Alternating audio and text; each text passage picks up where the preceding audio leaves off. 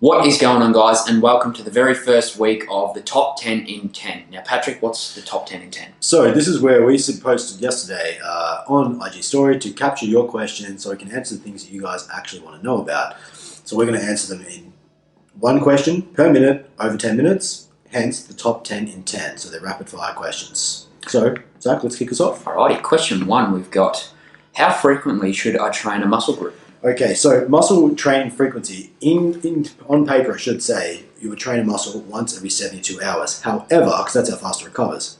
But the stronger you get, the less frequently you can train. So as a general rule, I would say the more weight you're using, the longer you will need in between workouts. If you started off deadlifting 60 kilos, you might be able to recover from that in 1 or 2 days. If you were deadlifting 260 kilos, you're going to need a lot longer to recover, both muscularly and nervous system wise. So general rule of thumb, the stronger you get, the more days you will need in between. So for starting out, it might be twice a week.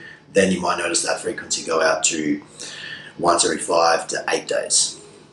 All right, question number two, best tips to stay motivated. I think motivation is utter bullshit, to be honest. I think the things that are going to keep you on track is discipline, regimentation, and repetition. So you need to form a plan that you can actually do sustainably, something that you can stick to. So the best plan is the one that's actually adhered to. If that means training 3 days a week, and that's something you can stick to, awesome. Do that, and when you start building momentum, that is what keeps you going. The first couple of weeks are going to feel rubbish. You're not going to like it, you're not going to enjoy it, it feels a little uncomfortable, but once you start doing it, it just becomes part of your regular routine, and we are, as much as we like to think we're really spontaneous, we are not. We are creatures of habit. We like to do the same thing. Our body loves doing the same thing repetitiously. So form a plan, make it habitual, and stick to it. All right, question number three, what tips have you got to break through plateaus? To break through plateaus, generally speaking, if you are tracking your training, which I highly recommend, you should be using a progressive overload principle where you're trying to beat your performances by either adding a little bit of weight, adding a set or a rep over each workout. So every time you hit that same exercise / format, you want to be aiming to get a bit better. If you are no longer progressing in that same structure, then it's time for a change. So I'd recommend cycling through exercises every 5 to 8 weeks, depending on how fast you've progressed on them, so that it keeps your body and your mind fresh as well. Likely that if you are bored doing the exercise, your body is probably sick of doing it as well, and it might be time for a little bit of a change up. So that might mean going from using a flat bench as your first exercise to making a primary exercise at incline dumbbell press instead. Just a little bit of a tweak, so that it gives you a bit of a refresh and something new to progress on. Alrighty, question number four, and this is quite an open question. What do you look for in a pre-workout? Okay, this is a very open question. It depends. First, you need to decide whether you want something that's with stimulants or without. If you want a caffeine-based type thing, or you want something that's absolutely stimulant-free. But in terms of things that will improve your physiological performance, your body's ability to actually do more work, get more reps, and improve your performance, which is really the whole reason we take a pre-workout in the first place, my top ingredients would be L-citrulline for muscular endurance, beta-alanine to delay fatigue, some source of creatine, whether it be actually creatine itself, preferably hydrochloride, so it keeps your digestive system functioning well, or betaine anhydrous are both good. They're really achieving the same sort of thing. And some sort of glycerol as well, because it helps to keep our body hydrated. It creates a hyperhydration like cell swelling.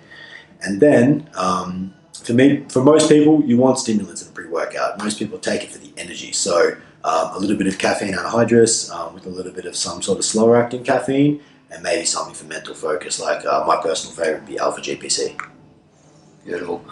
Question number five, when training to lose body fat, should you be doing heavy weight, high reps? Great question. This is one we get very, very often as well. What built the muscle will keep the muscle. The biggest part of your metabolic rate that you can actually have an impact on is your amount of muscle mass that you carry. So you want to be, the focus of a fat loss program should be maximum muscle retention.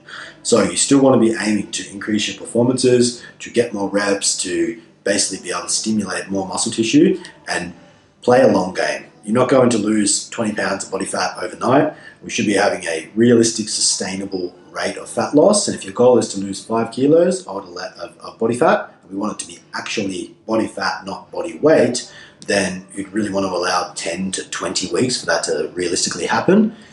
If your strength is going down, it's a very, very strong sign that your muscle mass is also decreasing. So that's a real warning sign. So whatever you've been doing at the moment, stick with the program. If it ain't broke, don't fix it.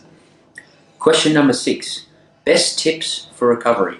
Okay, this is a relatively straightforward one. I would say the number one thing in order of priority is you need to be taking in enough total calories. If your caloric intake is insufficient, it's like renovating your house. If you pull down 1,000 bricks and you only have 800 to rebuild it, there's just not enough substrate there to rebuild the material. So we first and foremost need to make sure we are tracking our overall caloric intake and we're eating really optimally near or at or above our maintenance amount. If you don't already, use MyFitnessPal. It's a really handy tool. Number 2 will be sufficient protein intake. So making sure we're getting at least 2 to 2.5 grams per kilo of body weight per day from a variety of sources. As to which one's the best, variety is good. And the third thing, I would look for something to optimize our digestion so we can actually absorb and utilize those. So the interchangeable third, you could either use free-form amino acids, but my personal preference would be just something to increase our ability to absorb protein, such as a digestive product like either MyBlock's Martian or Switch's Vitality Switch would be my 2 picks. All right. Question number 7. Recommended sleep aid and tips to improve your sleep. Sure. Again, on the habitual front that we said, like when we talked about motivation, our bodies love routine. So tips would be to go to sleep at the same time, wake up at the same time, allow yourself at least a 6+ hour block to sleep at a bare minimum, ideally an 8-hour block. So when you have a time when you absolutely switch off, that's your last call, you go to bed at 12 and you wake up at 8.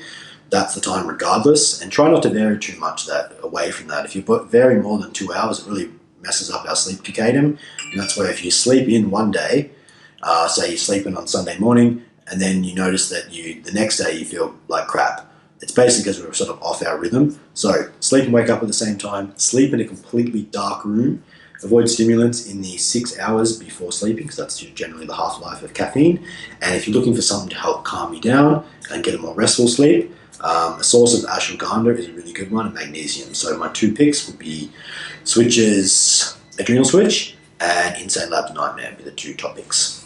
Alrighty. Question number 8. Are you planning on bringing any more athletes out to Australia? This is one I just had a phone call about this morning. So we did a tour earlier in the year with Mr. Regan Grimes and Primeval Labs around Australia, various spots, which was really good. It was very fun.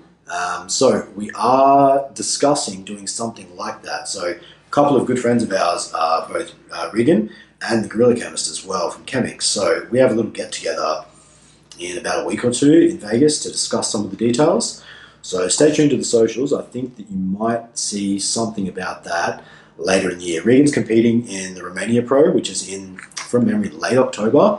So it will be likely after that. So I think maybe like November type of time frame is the loose plan at the moment. So nothing set in concrete, but both Regan and Gorilla absolutely love Australia and they can't wait to come back. So it's definitely something that is a possibility. Question number 9. Are we going to the Melbourne Fitness Show? Negative. We do one event a year and it's a really, really good one. Our primary favourite event of the year is the Arnold Sports Festival, which is in March every year. We have done the last four years, I think. I should know this. I'm pretty sure we've done the last 4 years consecutively. We've never missed a year. And it is it is the premier event on the Australian fitness calendar. Nothing even comes close. In terms of the best experience, not even just as an expo, the best experience for the user, for the fan of fitness, there's tons to see and do. There's sporting events, there's bodybuilding, there's powerlifting, there's strongman, there's fencing. There's lots of national championships along that weekend. There's great food, there's great entertainment, the best exhibitors are there. So it's far and away the best event. So we put all of our effort into making one fantastic event for the year, and we've got a lot already planned, and some of the products and things that we'll be doing, especially for the Arnold's, already happening. So yes, we are committed to 2020 already. Booth spot organised, paid for, and locked in. Alrighty, final question for the first week of the top 10 in 10 is, what is the best advice you've been given in the fitness industry? That is actually a pretty tough one. I would say that my best slice of advice would be to keep it simple and stay in your own lane. Focus on you, what you can do in your own life, stay on track with the goals, and if you're not progressing towards them, you're probably doing too much, basically. So one track mind, stay on point, and commit to the goal. Thank you. 2 to 1. Thank you guys for tuning in to the first episode of the Top 10 in 10. We're going to be shooting another episode of this next week. So we'd love to get more of your questions so we can stay on point with trending topics and answer the questions that you have. Zach, where can people submit their questions? So you can submit your questions on any of our Spartansuppz pages, so whether it be on Facebook, Snapchat or Instagram, or DMS. So you can DM Zach Budge or Spartan's Crew on the gram. Handles are on screen right now. Links to all of them will be in the description box, or of course you can drop it as a comment to this here YouTube video. Thank you again for tuning in, guys, and we'll see you next week.